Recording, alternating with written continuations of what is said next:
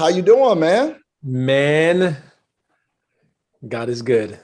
God is good. I got Amen. I got no complaints here. And if I did, nobody would listen. So I just keep it moving. It's been a while, man. It's been a while. It has. It has. So Tacuma's on the line. Tacuma Roeback. He's our editor in chief. Wonderful brother. He's a FAMU grad, like myself. All kind of journalism background, all kind of communications coordination background. I mean, just a pure journalist at heart. So he, with Black Men's Health, is helping us, as I say, create the furniture for the home. You got what I'm saying? I Uh, got it. he he's amazing at what he does, and he's excited to be here talking to you after looking at all of your accolades and path here. So Tacuma, I'll let you introduce yourself, man, and then we'll jump on in. Not much to be said besides that. I have the pleasure of knowing John from FAMU. I am the EIC for Black Men's Health. And I just want to say it's an honor and a privilege to be meeting with you today, to be, talking about your path and, just what you've experienced as well. So definitely delighted. Shout out to New Jersey. And yes, there we go. I love it. I love it. I'm a New Yorker originally, but I'm based in Chicago right now. So Okay. All right. Shouts to Chi-Town, Navy Pier, yes, McCormick Place, the whole, Grant Park. It's all good. indeed. Dr. Pinkett, before we start, I will have to just say, as you'll hear, Tacuma, he and I have known each other for a long time, and seeing some of these brothers on the move and all the wonderful work they've been doing in the world. I'm just saying I'm proud and honored to know you then, and Letitia and I always continue to keep tabs on you all and seeing all the amazing things you're doing. So it's good to see your face and hear your voice, and just letting you know, even though we might have not been talking like this, we definitely stay connected through keeping up with you all and keeping you in our thoughts and prayers, brother. Well, I appreciate that, brother. And likewise, good friendships are like riding a bicycle, That's right. It's to pick up right where you left off. There you So go. proud of you and what you've been doing too. We walk in similar ecosystems. So, That's true. I get breadcrumbs of the John D. Brown journey every now and again. So the There you sentiment is go. mutual, brother. It's mutual. Amen. Tacuma, let's go, man. Let's kick it off.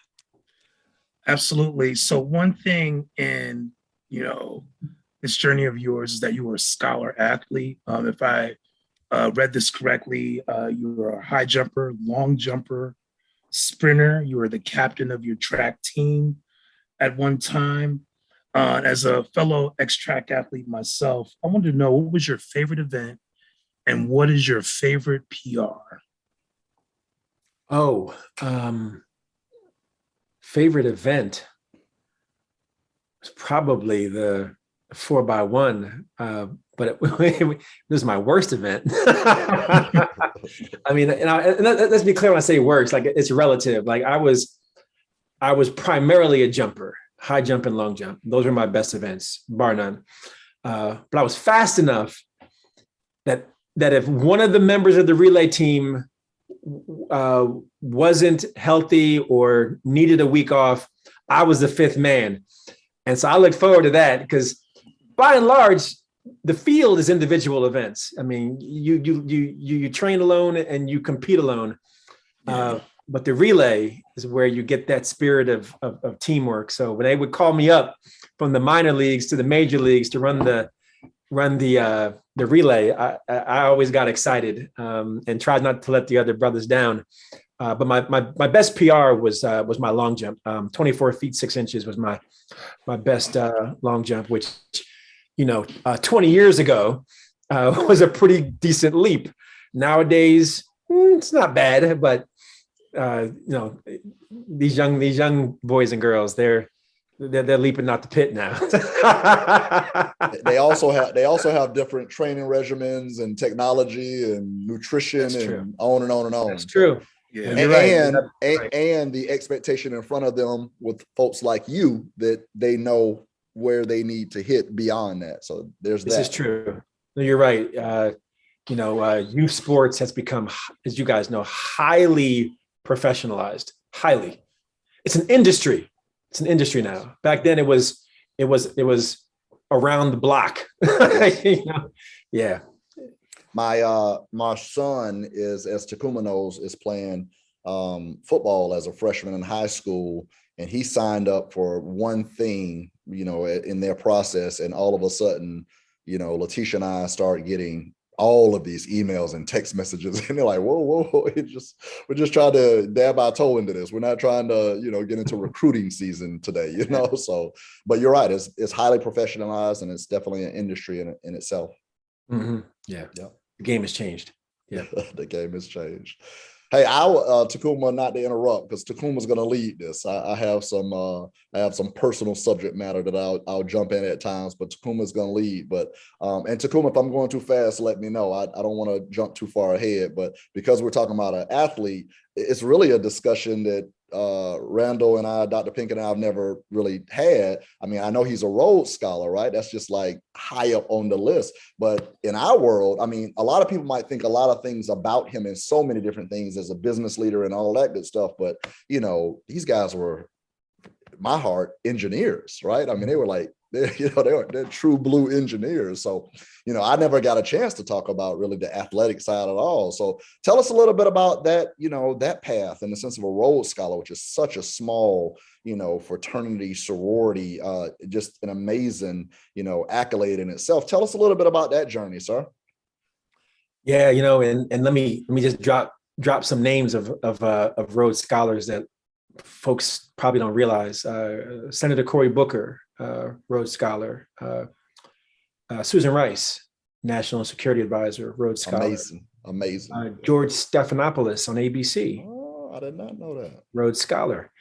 Of course, Bill Clinton, Rhodes Scholar. His Secretary of Labor, Rob Reich, Rhodes Scholar. And I don't know if you actually, I don't think it was school. Myron Roll. Yeah. Was Myron FSU? He's FSU. I was thinking Florida. I'm like, I'm thinking Florida. I'm like, was he in Florida? He would cut this Zoom off if you said Florida. He is so far from that. Trust me, he is a true blue Seminole. Trust me. Yeah. So Myron Roll, actually, Mayor of Los Angeles, Eric Garcetti, Rhodes Scholar. One of my contemporaries, Eric was a year ahead of me, and Gina Raimondo, who was governor of Rhode Island and is now Secretary of Commerce under President Biden, Rhodes Scholar. Pete Buttigieg, wow, Rhodes Scholar. I think I did know that. Yeah. So and stuff. Yeah. They're all around. Folks don't always know, and I had never heard of the Rhodes Scholarship when I was in college. It was one of my professors at Rutgers, a Black professor, Christopher Rose, who first tipped me off and said, you need to look at this thing. He was my electrical engineering professor, and we stay connected too. I talked to him like a month ago. And then another professor, Bill Mayo, in mechanical engineering, I took him for my introduction to computer science class. He tipped me off and was like, you need to take a look at this. And he said, I need you to go talk to the director of study abroad, because he coordinates all the international fellowships. So I met with him, and he looked over my resume, and was like, you really need to think about this. Like, you need to apply for the Rhodes. And then credit to Seth Gopin, who was the director of study abroad. Seth Gopin said, not only do I think you should apply, I'm willing to meet with you on a weekly basis. Wow. Through the entire summer. Because I came to him at the end of my junior year, and you have to apply at the beginning of your senior year. So I didn't have a whole lot of time to get ready, because lots of schools do a lot to get folks ready. So he said, we're going to meet weekly, and I'm going to help you write your personal statement, prepare you for the interview, So I think you've got that much potential, and that's exactly what he did. And ended up being the first African-American and still the only African-American from Rutgers to win the Rhodes Scholarship, which is all expenses paid to Oxford, up to 3 years. I spent 2 years at Oxford. And in the will of Cecil Rhodes, he imagined a few things. First of all, he imagined it would be men because he didn't allow for women. He imagined it would, I mean, if you know the history of Cecil Rhodes was a British colonialist who kind of pillaged Africa for its natural resources. And the country we know now as Zimbabwe is formerly known as Rhodesia in the name of Cecil Rhodes, Rhodesia. And so he did not include women in the will for the scholarship. And he didn't imagine that folk of color would ever even be considered. So he didn't explicitly exclude us. He tacitly assumed you'd never have Black and brown people applying. Right. And so in the will, he imagined that he would send future world leaders to his alma mater, Oxford, and that they would demonstrate the vigor of an active life through athletics. Changes were made to the will. They relaxed the athletic requirement, but it still has the perception of being for athletes in some circles. But you have to show an active lifestyle, but not necessarily through athletics. In the 1970s, women were allowed to apply for the scholarship. The UK deemed it the equivalent of being unconstitutional to exclude women, makes sense. And the first Black Rhodes Scholar was Elaine Locke, 1906. It would be another 50 years before the next Rhodes Scholar would be awarded. And now there have been about 138 Black Rhodes Scholars in history. Wow. Amazing. Congratulations again. That's a unique group, man. That's a wonderful accomplishment. Indeed, that's a small fraternity, sorority. Absolutely. And, speaking of athletics, we know that, training for something like track and field is very grueling. You learn a lot of discipline and endurance, especially. I want to know specifically maybe how that athletic journey you took influenced your educational and academic pursuits. I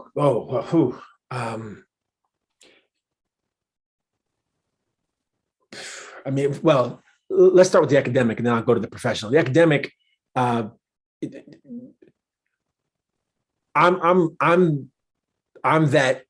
that guy who it's better for me to be busy than to be bored. And so athletics combined with engineering was plus extracurricular activities like NSBE made for a very exhausting, very challenging collegiate experience, but it kept me focused and kept me on point and really allowed me to maximize my collegiate experience. The discipline. So the discipline that I learned being a scholar athlete is the following. So Keisha broke up with me on Friday and I'm heartbroken, but Saturday morning I have to compete in the regional championship, which means I need to focus. I can't let Keisha undermine my agenda. And when I step onto that field, I got to be locked in and I got to lock out the distractions. I got to channel all my energy into the moment. It gave me lessons which are perhaps more obvious: teamwork, the ability to train my body on a daily basis to achieve a certain level of performance, whether that's weight training, whether that's technique, whether that's endurance, whether that's cardiovascular, take your pick. I mean, like that foundation of health and wellness was because I hadn't done any weight training in high school. And so when I got to college and learned what an NCAA Division I athlete regimen looks like, I was like, oh, wow. To John's point earlier, like about it being professionalized and the techniques, and like I hadn't seen any of that in high school. We didn't touch a weight throughout my 4 years. So Rutgers taught me the discipline of training and combined that with how I could translate that into the classroom in terms of being organized, managing time, managing tasks, multitasking, studying on the bus, studying in the hotel, studying with everybody around me, singing hip hop on the bus. Could y'all please be quiet? I got an engineering test on Monday. No, y'all don't, but I do. So all that parlayed for me into business. Part of what I've been able to borrow from athletic into business is just the competition. Business is a competition. I'm competing every day. And I win some and I lose some, and I lament the losses and I celebrate the wins, but I'm a fierce competitor. I'm out here to get it all that I can get my hands on. But it also, again, business is also about preparing for moments, the big presentation, the pitch to investors, the sales meeting that's high stakes, convincing somebody to transfer the account from their incumbent contractor to us. I mean, the list goes on. So I'm constantly preparing for moments, but I'm not afraid of the moment. Not one bit. Why?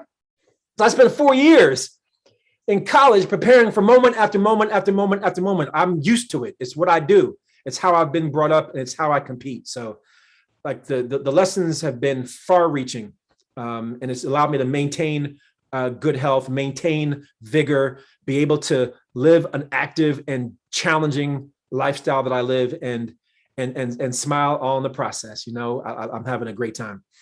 You said 4 years in college, but beyond that, right? Because some of that mindset, some of that discipline, even though without the weight training, started in, high school. And the other thing I'll say, Tacuma, just so you're clear, obviously Dr. Pinkett has chosen not to age, because the last time I saw him in person, he looked like that. So that's another discussion we'll have on Black Men's Health about what he's sipping related to the fountain of youth or whatever his regimen is, because I'm with you. Me too. Straight water. Keep it flowing. So good stuff. Yeah. You mentioned Rutgers, and I'm going to throw a name out at you. And Andrew, our co-founder, brought this up in the meeting. When I say the name Paul Robeson, what does he and his legacy mean to you, and how did that influence you? Yeah, I mean, you're saying a lot right there. That means a lot. Robeson to me is the quintessential Renaissance man. Lawyer, athlete, scholar, activist, and the embodiment of a willingness to sacrifice for something greater than himself. And Renaissance in the sense of all of the orator, actor. He was excellent in so many different domains. He seemed to have no limits. But to the question, it also so happens that we both are graduates of Rutgers. We're both members of Alpha Phi Alpha Fraternity Incorporated. He was born in Princeton and died in Philadelphia. I was born in Philadelphia and then came up in the Princeton area. And it also so happens that we were both, he was All-American, I was academic All-American, and then among the most noteworthy of coincidences is that we were both born on the same day, April 9th. Wow. Yeah. Yeah. And his initials are PR minor RP. I mean, you can take all that as far as you want to take it, right? Robeson, he's an icon to me. He's just an icon. I draw inspiration, and I remind myself. I try to tell my kids and my kids' friends, when they start complaining about how something's tough, I'm like, you don't really know what tough is, right? And when I have a moment of toughness, they would, the opposing teams would deliberately put their cleats into Robeson's hand. Wow. On the football field, right? Like that's the conditions that this dude was competing under. Like you got to concern yourself with somebody's cleat going in your hand and then going back on the field to both accept the indignity of that and then focus back in on the competition that's at your doorstep. I've never faced that in my life. I mean, nothing even close. So when I think about like difficulty and challenge, I might start thinking about what Robeson went through, and we could take it back to those that inspired him. Please, please lift up your head, dig in your heels, and get the job done. Because you want to see what challenges? Let me put you in a time warp. That's a challenge. Yep. And that's just the physical. That's just the physical challenges, right? I mean, everything else, the world around him, even being in leadership, and to your point, fighting battles that needed to be fought on behalf of the Randal Pinketts and the John Browns and the Tacuma Roebacks of the world that were forthcoming, right? I mean, that's right. That's exactly right. A lot of our children don't get it, but we're doing our best to make sure that they're aware and appreciative, because they have work to be done also. That's exactly right. That's exactly right. Well said. Indeed. And I saw a video of yours. It was a TED Talk you gave in Jamaica, I believe, in 2010. And you talked about passion and loving what you do as an integral part of the entrepreneurial mindset. And so that made me want to ask you the question, was electrical engineering a passion of yours? Or was it something else? And how did you know what that thing was? How did you know it was a passion of yours? Yeah. So the simple answer is yes. And I think back to growing up, and my brother and I remember one of the holidays, we told our parents that we wanted a video game. Back then it was Atari. That was the video game of the yes, sir. Yeah. We wanted Atari, and I remember we came down Christmas Day and we saw this big box under the tree. We swore it was Atari. We ripped off the wrapping paper and opened it up, and inside was a computer. And our first reaction was, the heck is this? This ain't it. This is not what we asked for. Right. Because the only thing you can do with a computer is turn it on. I mean, once you turn it on, it just looks at you and says, what you gonna do? It doesn't, that's all it does. It's got a cursor and just stares at you. Like, what is this? Like, there's some real, what's the word? The word is, we're really ungrateful. Like, what do you mean a computer? We ain't asked for no computer, dude. We asked for a doggone Atari video game. And I remember what my dad said. My dad said to us, if you want to play a video game, you got to make the video game. There you go. And we were like, yo, is it really that serious? And we were in middle school, right? My brother might have been 8th grade. I might have been 6th grade, or even younger. I might have been 3rd or 4th or 5th. He might have been 6th, 7th, or 8th. But long story short, that thing gathered dust for months. Until one day we're like, let's pop this thing open and figure out what the heck is going on. And so we start writing code. And then we start designing games.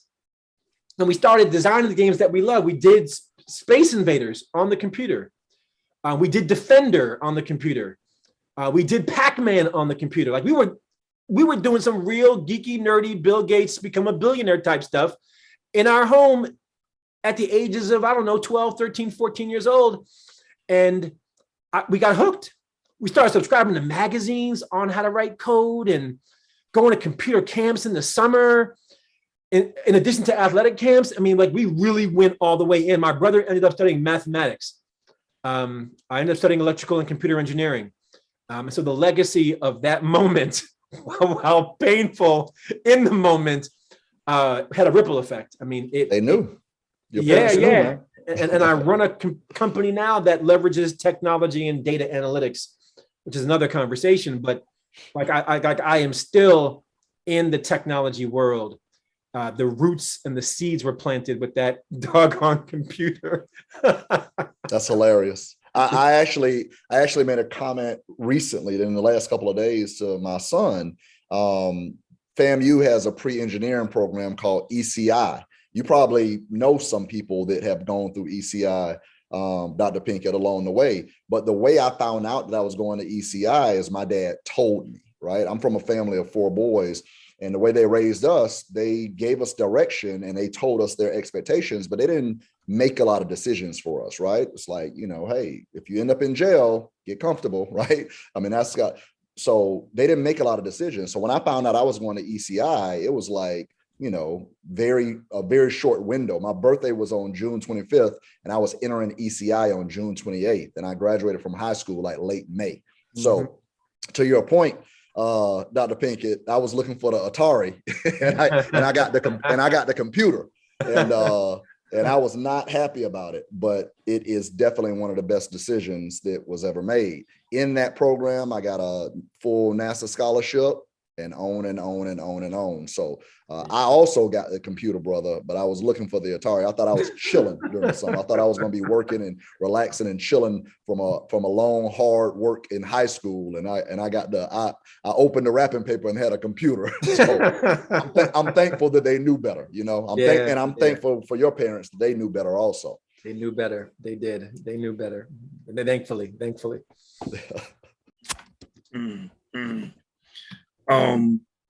Part of your journey was meeting 3 friends at Rutgers who would go on to do great things with you.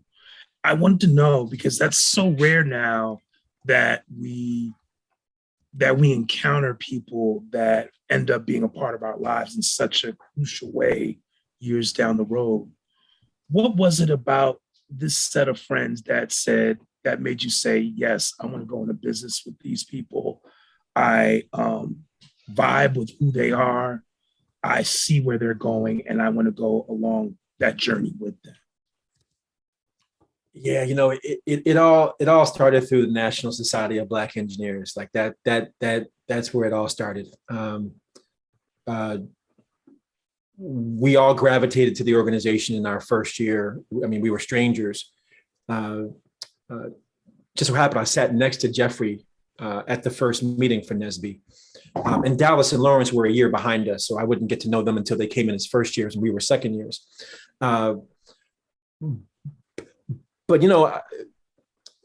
what is it? Birds of a feather flock together. And the 4 of us emerged as that cadre of students that moved into leadership positions. Like we were the second year students who were committee chairs. And then we were the third year students who were on the e-board but weren't running things. And then our junior year, we're on the e-board together. Literally, like I was president, Jeffrey was vice president, Lawrence was secretary, Dallas was treasurer. Like that was the 4 leaders of our NSBE chapter, the 4 of us. And so boom, boom, boom, boom. And so we're running meetings, we're managing a budget, we're organizing a career fair, we're going out to regional and national conferences, we're on a Friday night, we're figuring out what the strategic plan is going to be for the upcoming academic year. So we're bonding, we're vibing, we're getting to know each other, we're building friendships, we're hanging out in the dining hall, we got each other's back. Like it became a brotherhood amongst the 4 of us, both kind of professionally through extracurriculars and personally, at the parties or in the dining hall or just running around campus. And then so the year that we were juniors, the president of the chapter was Wayne Abbott. And to make a long story short, Wayne and I grew up together in the same neighborhood. Wayne was 2 years ahead of me, but it just so happens we went to the same college. We went to Rutgers. I followed him to Rutgers. But Wayne's family and my family would do Christmas together. Like that's how close we were.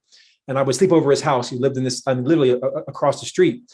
And so Wayne was the president of the NSBE chapter.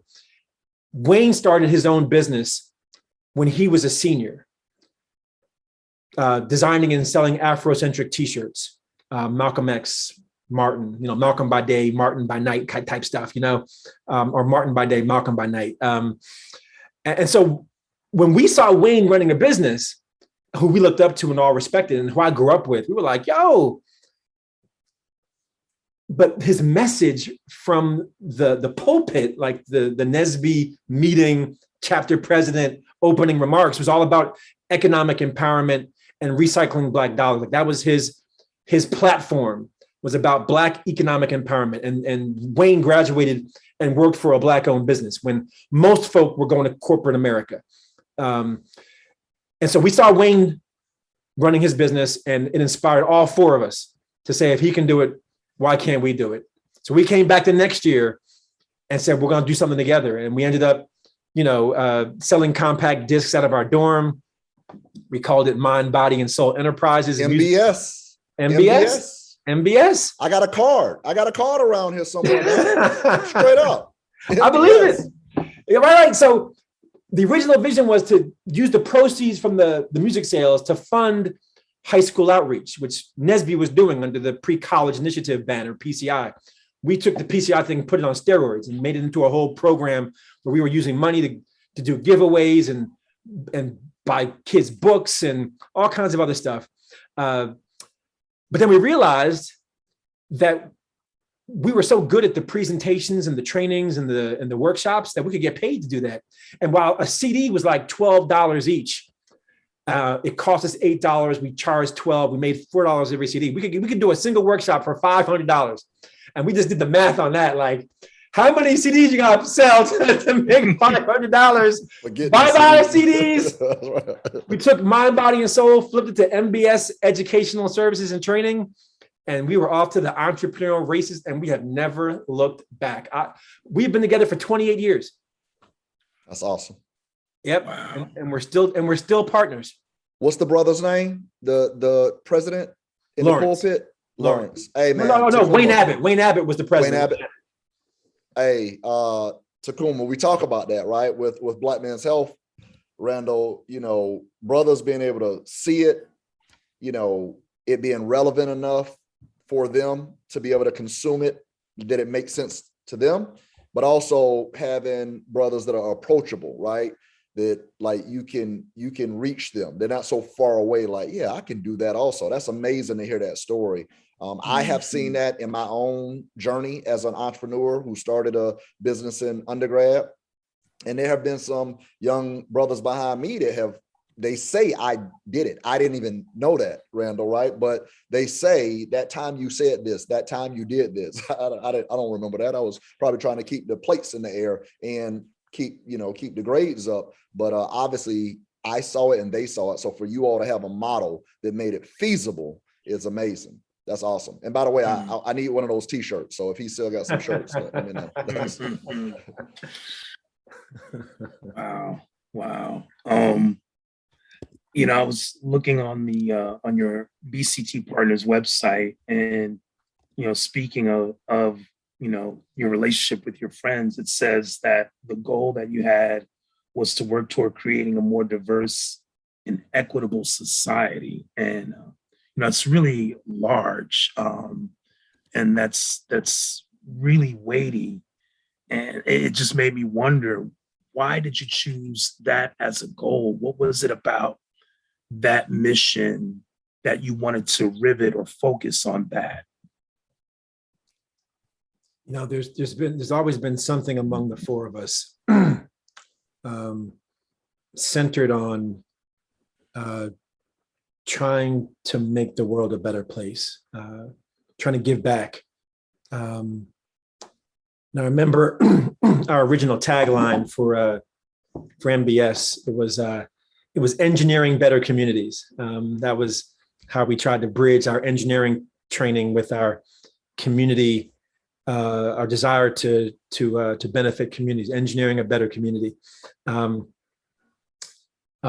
So I think part of that was the underpinnings of NSBE. You think about the mission of NSBE, to increase the number of culturally responsible Black engineers who excel academically, succeed professionally, and positively impact the community. I'm 50 years old. I learned that when I was 18, 19. And I just gave it to you verbatim.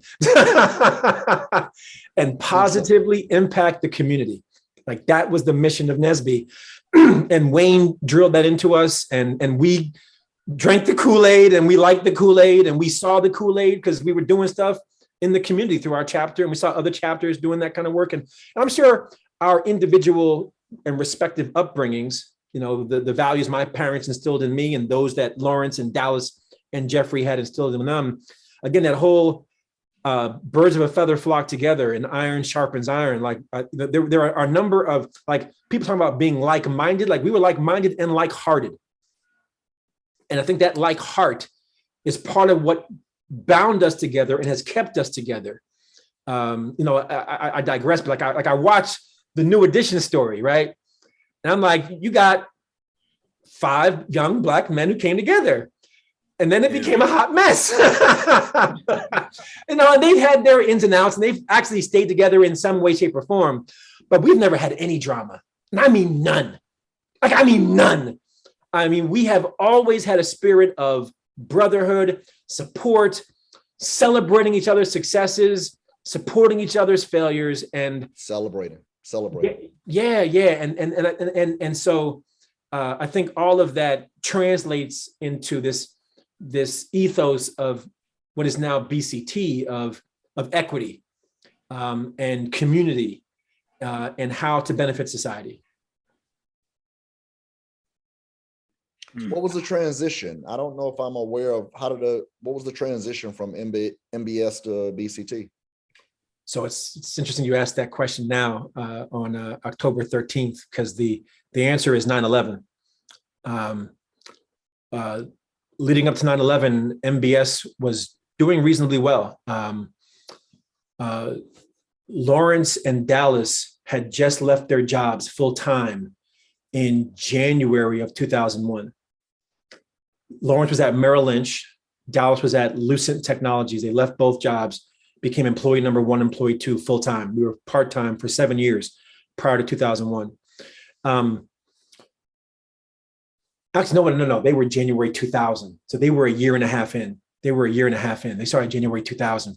And so as you can imagine, and as you know, like our business model was predicated on events.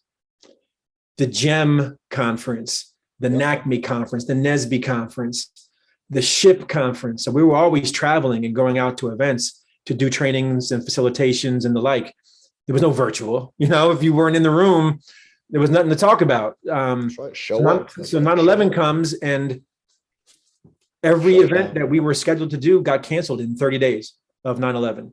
And we saw our pipeline of incoming revenue go from like a projected $500,000 or so to 0. And so fortunately, to our earlier discussion, we had been toying around with this idea of, well, we're engineers. Like we weren't trained to do training. There's something else we should be doing. Let's start a new division. We had a division that we called MBS Business and Community Technology Consulting, which was how can we use technology to benefit communities? But we weren't dedicating lots of energy to that division because we were making money off the training still. 9/11 hit, and we were like, we got to pivot. So we like, let's put all of our eggs into that business and community technology consulting division. And that flipped from MBS into BCT. BCT was established in January of 2002. About 3 months after 9/11, we officially launched BCT, and we dropped the MBS identity. We leaned into the BCT identity, and we've never looked back. And ironically, now we're back to doing training. Like we've come full circle. Like do lots of diversity and inclusion training now, and that's feels like we're a throwback to 1993. Yeah. I know how painful that is. Obviously, I won't, speak and try to compare because I know a lot of people lost loved ones, and there's social, emotional, just chaos and all of that with 9/11. But I was in Minneapolis, Minnesota, and to your point, especially as a business owner, immediately you're trying to figure out what's going on with your team. And again, I'm away trying to get back home, which of course that didn't happen. But you are right, Dr. Pinkett, watching expenses continue, but revenue immediately just fall was, painful. painful, and even people putting things less. I mean, my business, as you know, at the time was a lot of website development, integrated marketing, creative services. So not heavy events, to your point. We could still provide support, but a lot of people even putting things on hold, pausing, right? Pausing is challenging, right? Like you said, in the pipeline, if the things in the pipeline stop, but the expenses continue, that formula is challenging at best. So I understand that. Entrepreneurship at its most challenging. Lots of expenses and no revenue. I tell folks all the time, Dr. Pinkett, when young entrepreneurs, I'm not saying young people, because you could be an entrepreneur at any stage of life, but young entrepreneurs come talk to me knowing that I started a business in 1996. I remind people, say, everybody's not built for this. Everybody's not built for this. It's real. It is not for the faint of heart, and be careful what you ask. Be careful what you ask for, because you might just get it, and it might throw you for a loop.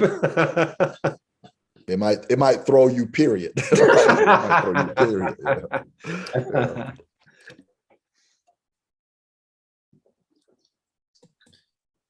Yeah, absolutely. When we talk about business and mentors, specifically, who were your mentors when you're going through this transition, when you started MBS and then you went through that transition to starting BCT Partners? Who were your mentors who helped guide you along that journey?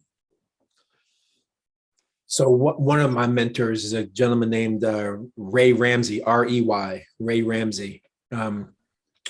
Ray was a social entrepreneur, Rutgers alum. He was running a well-recognized nonprofit called Enterprise Community Partners. Enterprise Community Partners is one of the big intermediaries in housing and community development.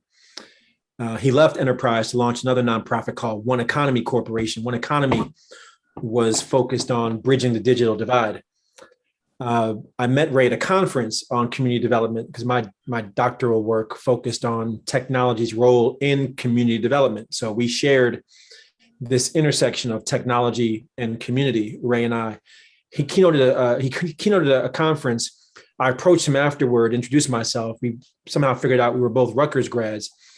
And, he kind of extended himself to me and said, let me know how I can be helpful to you. Because I mentioned to him I was just wrapping up my graduate studies and launching my own business.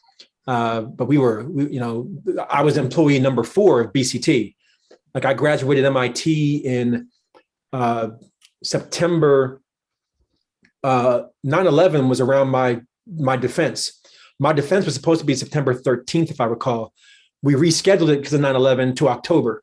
So I defended in October, and then I had enough scholarship money to get me through December. And then I hit payroll in January of 2002. And as you know from the story, that was right in the mix of pivoting from MBS to BCT. So what was supposed to be a smooth transition of me hitting payroll off of training became a very rocky introduction of me adding to payroll as we're pivoting. And so as an aside, Lawrence and Dallas had to drop their salaries, which were already low, to make room for me so we could all be on the same footing. We probably were paying each other like $25,000 a year, which was just enough to pay our rent and pay for gas and pay for food. But to your question about mentors, so Ray said, let me know how I can help. I'm like, you can help. I need some contracts. So Ray gave us, among our early contracts, in Philadelphia, developing what was going to be their portal for residents on the wrong side of the digital divide to access information and resources. They called it the Beehive. So we did some work in Philadelphia for Ray, and Ray continued to mentor me, giving us more opportunity, referring us to other potential clients and the like. And in the same vein, I should have told this story first. Our very first BCT contract, I'll never forget this. This was January. So no, we signed the contract at the end of 2001. And we started doing separate books for MBS and BCT. And our revenue for BCT in year 1 was it was, you get this right. I got this written down somewhere. I want to say it was like $10,000 because we signed a contract in 2001 that was a $30,000 contract, and we got a third of the money up front. And that was the $10,000. And that $10,000 check and that contract came. So Lawrence, Dallas, and I, we all worship at the same church, First Baptist Church of Lincoln Gardens, which is about 8 minutes in that direction. Our pastor then, who just retired 2 months ago, was DeForest Stories, nicknamed Buster. Buster Stories was our pastor. We came to pastor and said, Pastor, we're trying to start a technology company and we got no clients. And I'll never forget what Pastor Story said. Pastor Story said, I'm going to give you guys a contract. If you do a good job, I'm going to tell everybody. If you do a bad job, I'm going to tell everybody. I like it. And we knocked it out the park. We wired the church to get on the internet. That was 2001. We put in the cabling, the servers, configured the computers, the routers, everything, got it up and running. And that infrastructure is still there. It's been upgraded, of course, but that was our very first technology contract under BCT, was getting our church wired up. And then Pastor Soares, as a mentor, did the same thing that Ray did. He referred us, gave us good references, and that was like the seeds of us getting that business off the ground. That's amazing. And any pastor, any pastoral leadership named Buster is somebody I want to hear from. You hear me? A man of the people. Yes, yeah, absolutely. Yeah, he's a good man. He's been a tremendous influence on all of us. Yeah, that is awesome. Hey, I got a question, Tacuma, if you don't mind if I jump in. Getting back to the Rhodes Scholarship, the study abroad. You reference MIT. We should not let that just pass over like he was talking about some random school, right? MIT, that's a big, big deal. But you studied computer science at Oxford. Tell us about the Oxford experience. What was that experience like? And tell us more about that. Yeah, Oxford was transformative for me. Just in a step out of your comfort zone into your growth zone modality.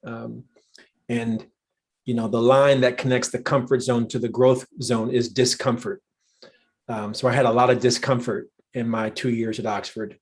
Discomfort leaving the US, discomfort acclimating to the UK and its culture, discomfort as an engineer among mostly liberal arts Rhodes scholars who love to debate world issues, which I had never really done much of that in my collegiate experience as an engineer. Discomfort being a minority as a Black student at Oxford, which is 15,000 students, of which less than 1% are Black, about 100 are Black. 1% would have been 150. So we were less than 1% Black at Oxford. And then discomfort of being a minority within that minority.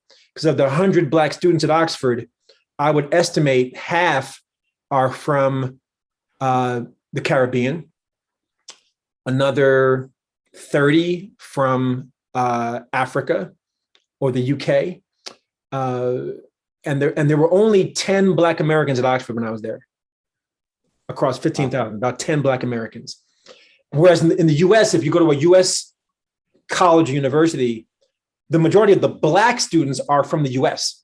Right. You have a Caribbean contingent, Africa contingent, the like, maybe the UK, France, Germany, but Blacks from America are usually the majority. That's changing in engineering schools. A lot of African students coming in, but by and large, campus wide, mostly from the US. So I just remember ignorantly at a Black get together saying, I was like, yo, let's play spades. They're like, what the heck is that? What the heck is spades, dude? What are you talking about? By the way, we're still roasting people on social media that are quietly letting people know at this age they never learned how to play spades in college. And they're like, how have we failed you? How is this possible? What are you talking about? That's right. So they didn't know. They didn't know, Randall, right? They had no idea what you were talking about. That's right. That's exactly right, man. So it was, man, I tell you, it put my perspective into a global context. And I learned just how Americentric my worldview was. And I learned how Northeast United States centric my worldview was. And that was to my detriment. I learned that not everybody around the globe likes Americans, right? That our foreign policy has done some damage, even though it's done some good. That I have more in common with my African and Caribbean brothers and sisters than I would have ever imagined, even though it may not have been spades, but I mean, we're making the same cultural references, dancing to the same music, and it gave me a greater sense of two things: my citizenship in the African diaspora and my citizenship in the global community. I would regularly sit at a table in the dining hall at Oxford and have 7 languages being spoken around me. Chinese, Spanish, French, German, right at the same table. And I could, and so being in such an international community, here's a good example of my Oxford experience. So I did not like UK food. I thought it was bland, no seasoning. They would boil stuff until it lost whatever flavor it had. It was horrible to me. And so I didn't eat much my first semester. I lost weight, and I didn't need to lose weight. So I came home, and my mom saw. My mom said, "Boy, what happened to you?" She said, "You look like you got on pinstripe pajamas with one pinstripe. That's how thin you are. You done lost weight, boy. What happened?" And I make a long story short, I said, "Mom, it's the food." So what I ended up doing was going back the next semester and asking someone to teach me a dish from their country. And so I learned how to cook Chinese food from a young lady from China. And I learned how to cook curry chicken from a sister from Jamaica. And I have this eclectic culinary repertoire now. Skills. Yeah. Global skills. And back in my dating days, I used to impress a lady or two with what I could do in the kitchen, right? Yes, sir. Helpful, very helpful. Yeah, very helpful. What you know about curry chicken? Let me show you, girl. I know a little something about it. Yes. But in doing so, I learned about international culture. Like I'm at the table with a sister from China and from the Caribbean and from Africa and from France. And so now as I am in a business world that is global, I have a little bit of an intuition about who I'm talking to when I'm talking to somebody from the Caribbean or from China or from France because of that experience at Oxford. So, I mean, it just broadened my horizons on multiple levels. Last thing I'll say real quick is getting back to this idea of Rhodes Scholars and many of them being liberal arts majors. It infused in me a call to action to make a difference in the world. Now, not that I didn't have that before, but it was like my block, like my community. Like these jokers are like, yo, I'm the next president, right? Like I'm the next Secretary of State. So I'm like, well, let me set my sights a little higher for what I can do. Let me level up. It leveled me up from a local, maybe national perspective to a global one. I was about to say, Dr. Pinkett, we are very much of the belief, especially even with the boys and experiences and getting them out and beyond and into the world, because we really believe that it builds empathy. It really helps you understand that it's not all about you, right? So when people are, like you said, when you're talking about foreign policy and other issues and not being well viewed in the world sometimes, and even you can learn from people that have been in the military that traveled, that sometimes when people are talking about the ugly American, right? It's because sometimes people are so used to thinking it's all about us, and we're a small slice of this, of this global community. It's not all about us. That's right. That's exactly Yeah. right. Yeah. That's right. And that's humbling in a good way. Indeed, indeed, indeed. Just reading, your background, it sounds like you were the minority in a lot of different situations, from Oxford and MIT, if I'm not mistaken. Yep. How were you able, when you got to MIT, to navigate that space as an African-American man? What were some of the things you learned along the way? What did you apply? And what advice would you have to someone in that situation? Yeah. So interestingly, the phenomenon you're describing is the phenomenon that is my life. It's this. It's being a black face in a white place. And we originally, that's Brother Dr. Robinson right there. We originally set out to write this book as an autobiography of our experiences, as you described, Tacuma, of being black faces in lots of white places, MIT, Oxford. Jeffrey went to Columbia and Georgia Tech, although Georgia Tech's in the AUC, so that's a whole different conversation. Indeed. Indeed. Yeah. So that doesn't really count. I don't count. Rutgers counts. Columbia counts. GT don't count. Yeah, right. Across the street. That's right. You gotta just walk and you good. But the publishers didn't like the autobiography. They're like not enough rags to riches, not enough struggle in the streets. So we flipped the book into a series of strategies, which gets to your question. Like, what did you learn from being a black face in a white place that could advise others who are in the same circumstances? And we broke it down into 10 strategies. We call them the game-changing strategies. And strategy number 1 is the foundation, because the strategies are kind of cumulative. They build on each other. Strategy 1 is the foremost. And that strategy is the one that I find to be the most valuable. It's about establishing a strong identity and purpose. It's about knowing who you are, identity, and knowing where you're going, purpose. That identity is like an anchor. It grounds you. And purpose is like a compass. It guides you. Such that when the winds of underrepresentation begin to blow, because you're the only one in the room, and they're looking at you like you don't belong here, and or no one like you has really ever been here, or folk like you haven't done very well here, or folk like you are who we don't want here. When those winds of underrepresentation begin to blow, the anchor allows you to stand firm. I'm not going to waver. And the purpose allows you to not be taken off course. So that if I stand firm in my identity, knowing who I am and knowing my history, knowing where I came from, knowing who came before me, and knowing all of those historical references and contextual factors, and I got a clear sense of kind of what am I here to accomplish? I'm here because I want to start my own business. I'm here to get all the knowledge you got around technology, innovation, business, entrepreneurship. Because when I leave campus, I got a plan. And the plan is to build wealth, intergenerational wealth. So you can say what you want to say about me. I got the spirit of Paul Robeson behind me that says, I'm going to get in, I'm going to show up, I'm going to show out, and I'm going to continue to do what I came to do.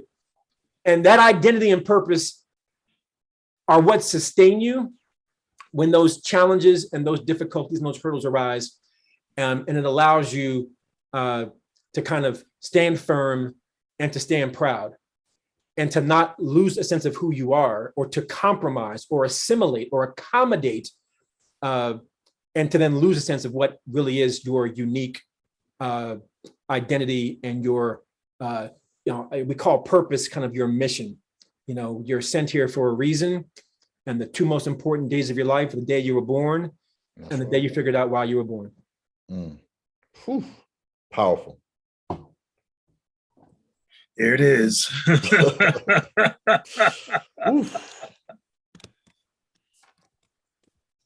Get the book, good people. Get the book. Man. Marinate on that, as they say. Let me mention this. The sequel is coming.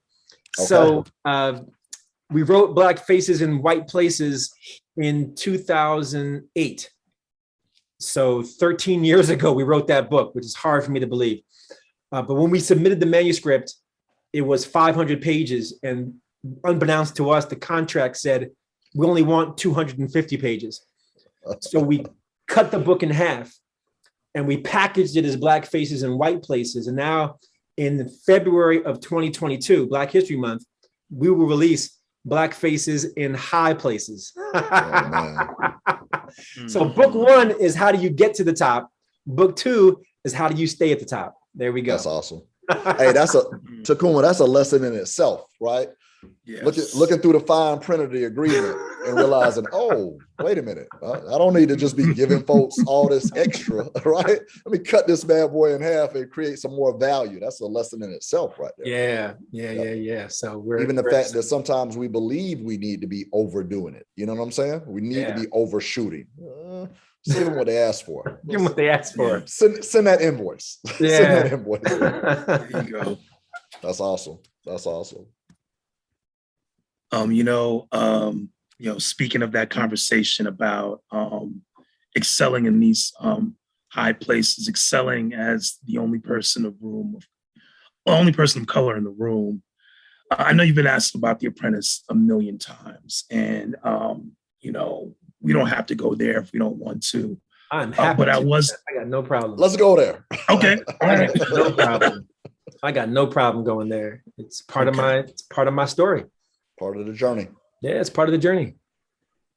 Absolutely. Well, I wanted to open the floor. I wanted to ask you, what did you ultimately, when you have the perspective of years later, looking back on that chapter in your life, how did it inform you? What did you learn?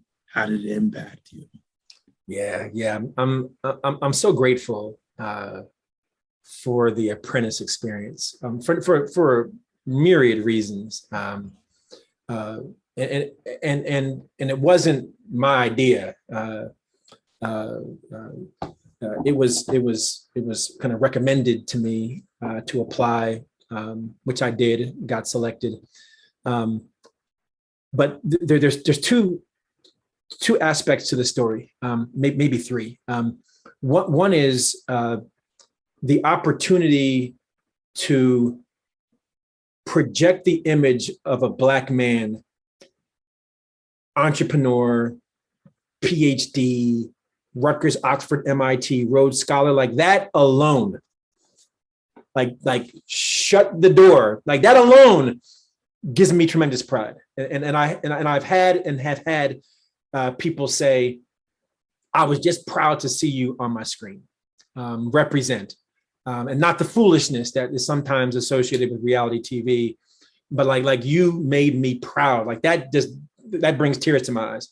And it's funny because I wasn't playing a Rhodes Scholar like Oxford, MIT. I was that guy, right? Like it was real TV. It wasn't like a show.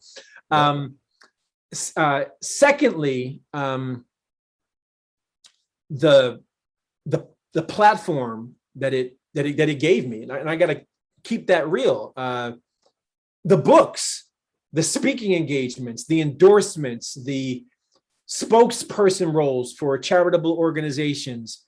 And then when Donald unfortunately decided to run for president and won, that's the third piece here. I'm gonna get to that in a second.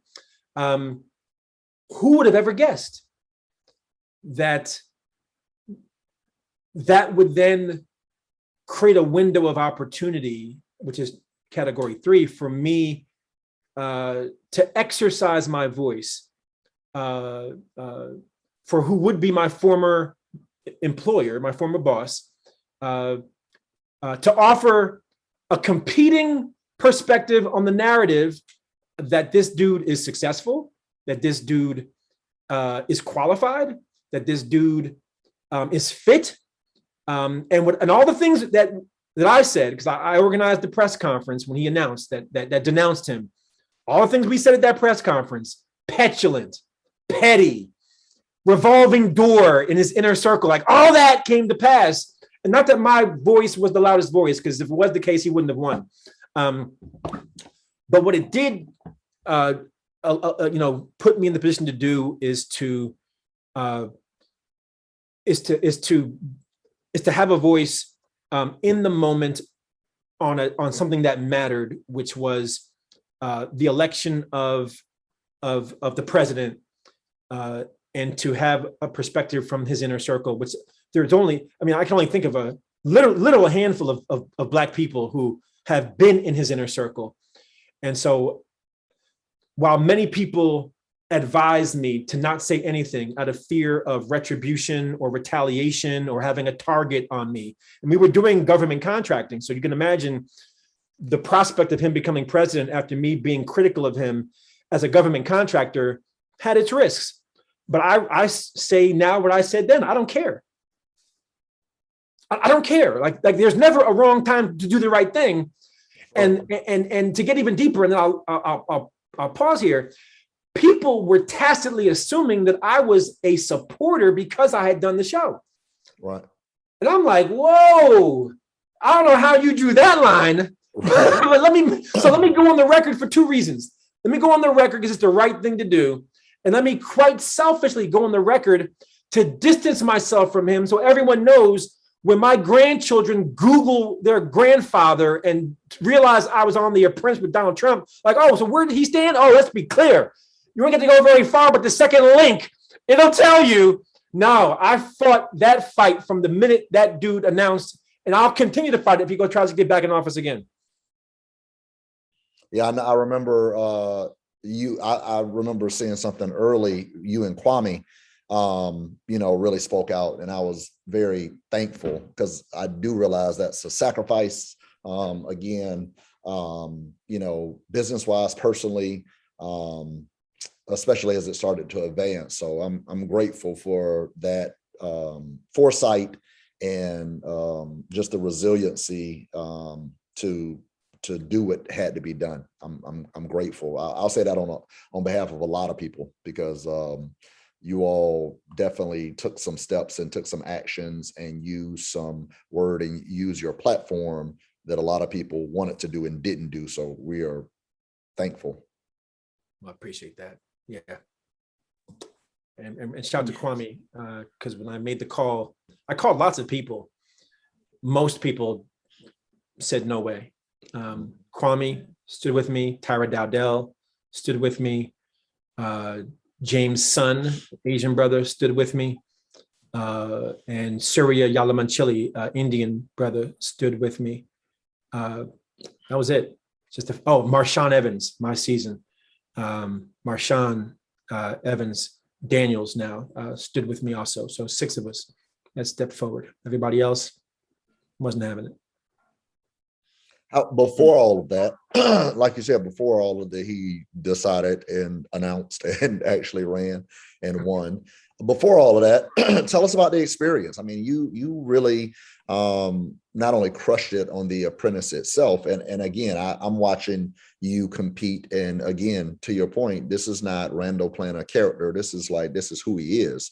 Smart, strategic, compassionate, which I was thankful to be able to see that. It's not like you were scarring people and being some kind of, mischievous devil. You were a strategist, but you were also, being a kind human being, which I'm appreciative. And I think a lot of people could be appreciative, especially what reality TV is now, that you could, go into it and be thoughtful and kind and still be strategic and come out a winner. So that's a good thing. But tell us about the experience. I mean, because, after that, you had some great responsibilities in the organization, which, business people would just, do a lot to have. I mean, you were running, parts of the business. Yeah. I mean, and you captured it accurately. There's kind of 2 aspects to The Apprentice experience. There's the competing and the filming. And then if you're the winner, there's the job. I love the competition. I loved it. I mean, task every week, or for us, every 3 days. It was actually a 3-day filming cycle for every task. Competition, winners and losers, down to the final 2, live television, Lincoln Center, 14 million people. Come on. I mean, come on. I loved it. I was doing viewing parties in cities across the country. I did an ATL viewing party. I did a DC viewing party, New York, New Jersey, Boston. I was on tour. It was crazy. It was crazy cool. Had a blast. And then the corollary to that is, most people who did The Apprentice walked away with a bad taste in their mouth, because when you're fired, the edit is done in a way to make you look like you should have been fired. Right.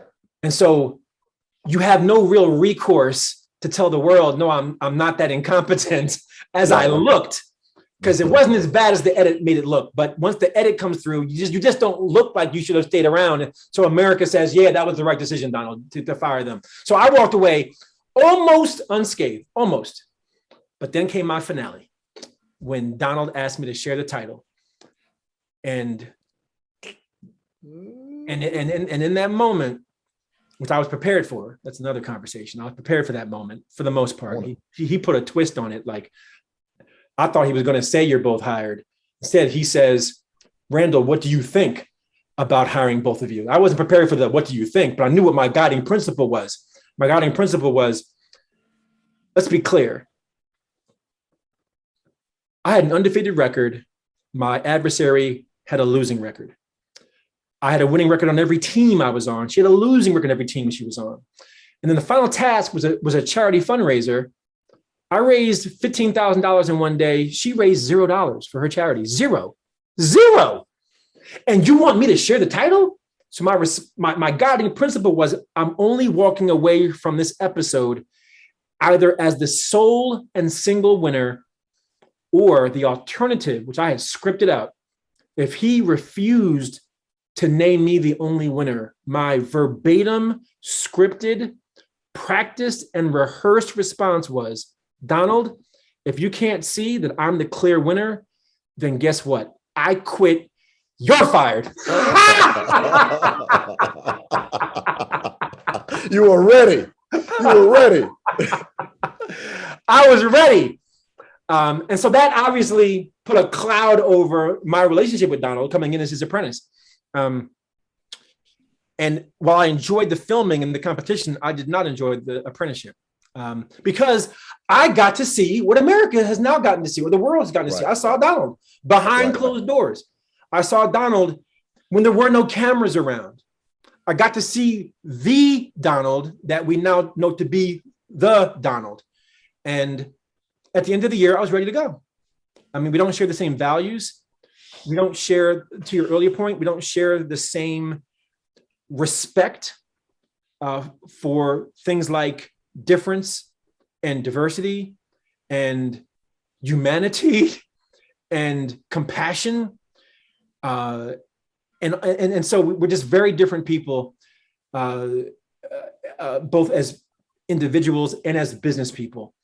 And so at the end of that year, I was ready to come back to BCT, which I did. And although I'm still grateful for the experience, for all the reasons I cited a moment ago. I'm gonna be brief in this, Tacuma, and then we're gonna move on, because spending a lot of time and energy on that guy is something I don't want to do much today. But I'm grateful for you sharing with us, Randal. But one of the things that a lot of people saw a lot of things over the last 4 or 5 years. But one of the things, especially as a business owner, like you said, a competitor, Randal, that was so interesting. We knew it was there, but just seeing it in motion is, like you said, the revolving door, right? Which again, when you speak about academia, when you speak about entrepreneurship, people that are really smart and get it, you want strong people around you. You want smart people around you. Having differences, there's value. I mean, as you might know, Dr. Pinkett, we've been doing multicultural marketing and diversity marketing and things of that nature since the early 2000s, right? we've been talking about the browning of America for a very, very long time. But for me, diversity has always been more than race and gender, and right, it's diverse thought. There's value in diverse thought, right? Somebody from a different perspective that's looking at it very different. How could that not be valuable? They could literally save your life. They could literally save the planet. They are seeing things from a different perspective, which is good. And watching that revolving door anytime somebody did not agree is just like, this is scary and dangerous, right? And not smart, right? Because I think the people that get it are embracing people around them that are different and smart and smarter, embracing that. Great. My team is strong. I'm not intimidated by, these cats that are brilliant. That's a good thing. They're on my team. If you look at it in that perspective, not starting to, feel like you gotta, just do things to intimidate them because maybe you feel like, it's just. No, it's the old adage. If you're the smartest person in the room, you need a new room. That's right. You're in the wrong room. You're in the wrong room. You're in the wrong room. So. Go ahead, Tacuma. I'm sorry. Moving on. No, thank you for sharing. Thank you for sharing that, brother. Yeah, my pleasure. That's powerful. And, it reminds us of kind of the contemporary state of America when we talk about that person and what's going on. And it made me think of this question for you about, this country in 2021 as it stands now. Is there an issue that bothers you right now that you want to tackle and solve? A contemporary issue in this country that maybe you've never considered before, but it bothers you so much that you want to do something about it? Oh, yeah. Yeah. And the issue is one that undergirds lots of other issues. And the issue is what I and others call communities of the like-minded. Like, that is one of our fundamental problems, not just in the US, but in our world. We are all increasingly finding ourselves around people who think like us, look like us, share our values, are of the same political party, are in our social media networks and affirm our opinions, our beliefs, and our perspectives. And most of us are in an echo chamber without even knowing it. I mean, it's the same argument of the Social Dilemma documentary. It's the same argument of a TED Talk by a Turkish storyteller, Elif Shafak, called, I think, the Politics of Fiction. I mean, it's all the same idea. And the antidote is we all have to see ourselves as bridge builders between communities that would otherwise be disconnected. Like, I wouldn't be surprised if the word bipartisanship disappears from the dictionary, because we are so polarized now, ideologically, geographically, religiously, ideologically, socially. The list just goes on. It's like we're driving more and more into our communities of the like-minded, which nullifies our greatest asset, our diversity, and exacerbates our greatest liability, our cultural ignorance. Unless we bridge these otherwise disconnected communities, like the COVID-19 pandemic has shown this, where people stand on the vaccine demonstrates this, where people show up on the elections demonstrates this, where we live and work and play, our schools, our churches. Like, I mean, just take your pick. I mean, and so to me, part of the work we're doing at BCT around diversity, equity, and inclusion is the following, and follow me. If you think about it, there are only two places where you have no choice but to interact with people different than you: school and work. That's it. Every other walk of life, you have a choice to be around people like you. The only exception might be if you have kids who have friends and you end up going to the soccer game or to the play, and therefore you're standing next to people you otherwise wouldn't be around. That's the only exception. Otherwise, school and work, which means if you're out of school like me, you got one last shot to bring people together that otherwise wouldn't really interact otherwise. The workplace. So I think about like purpose and mission and think about the work we're doing around diversity, equity, and inclusion in the workforce, workplace, marketplace, and communities. I say to audiences all the time, at work is the last stop on the train for our democracy being stitched back together, because right now it's broken. If it doesn't happen at work, you tell me where it's going to happen.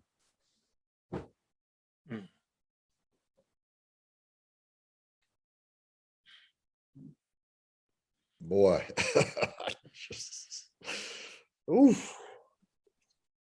It's a sad state of affairs, that's for sure. Yeah. That's a whole nother discussion, but yeah, it is. That's a whole even to that point, whatever we could talk about, like you said, if you're talking about vaccine, COVID-19, economy, foreign policy, on and on and on, it seems like, we could figure out some common things, especially if it's for our children. if nothing else, right? If nothing else. But even that has proven to be a challenge in itself. I said to, my wife and I talked about this early in the pandemic. I said, man, if this thing starts affecting children, people are going to change their tune. And I was wrong. I said the same thing after Sandy Hook, and I was wrong.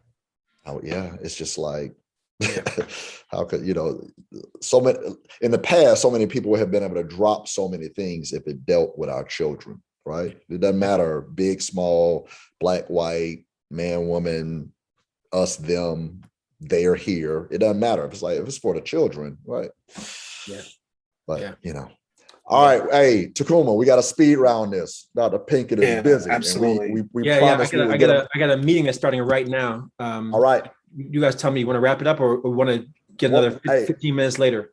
One more, Tacuma, and we can wrap it up.